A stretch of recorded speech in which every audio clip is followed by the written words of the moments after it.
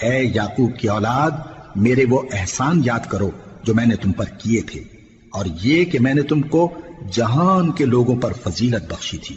اور اس دن سے ڈرو جب کوئی کسی کے کچھ بھی کام نہ آئے، اور نہ کسی کی سفارش منظور کی جائے، اور نہ کسی سے کسی طرح کا بدلہ قبول کیا جائے، اور نہ لوگ کسی اور طرح مدد حاصل کر سکیں۔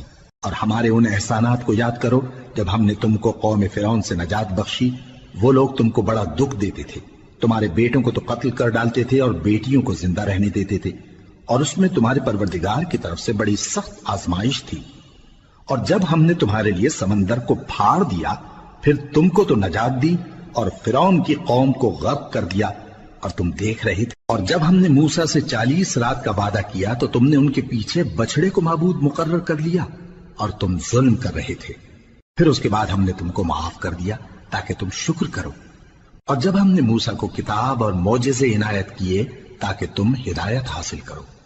اور جب موسیٰ نے اپنی قوم کے لوگوں سے کہا کہ بھائیو، تم نے بچڑے کو معبود ٹھہرانے میں اپنی جانوں پر ظلم کیا ہے، تو اپنے پیدا کرنے والے کے آگے توبہ کرو، پھر اپنوں کو قتل کرو، تمہارے خالق کے نزدیک تمہارے حق میں یہی بہتر ہے۔ پھر اس نے تمہارا قصور معاف کر دیا، وہ بے شک بڑا معاف کرنے والا ہے، بڑا مہربان ہے۔ اور جب تم نے موسیٰ سے کہا کہ موسیٰ، جب تک ہم اللہ کو سامنے نہ دیکھ لیں گے تم پر ایمان نہیں لائیں گے، تو تم کو بجلی نے آ گھیرا اور تم دیکھ رہے تھے۔ پھر موت آ جانے کے بعد ہم نے تم کو اثر نو زندہ کر دیا تاکہ احسان مانو۔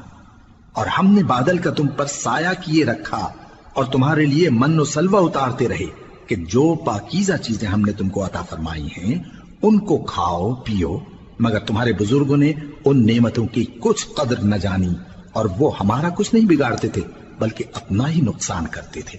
اور جب ہم نے ان سے کہا کہ اس گاؤں میں داخل ہو جاؤ اور اس میں جہاں سے چاہو خوب کھاؤ پیو، اور دیکھنا دروازے میں داخل ہونا سجدہ کرتے ہوئے اور حطوۃ کہنا، ہم تمہارے گناہ معاف کر دیں گے اور نیکی کرنے والوں کو اور زیادہ دیں گے۔ تو جو ظالم تھے انہوں نے اس لفظ کو جس کا ان کو حکم دیا تھا بدل کر اس کی جگہ اور لفظ کہنا شروع کیا، پس ہم نے ان ظالموں پر آسمان سے عذاب نازل کیا کیونکہ نافرمانیاں کیے جاتے تھے۔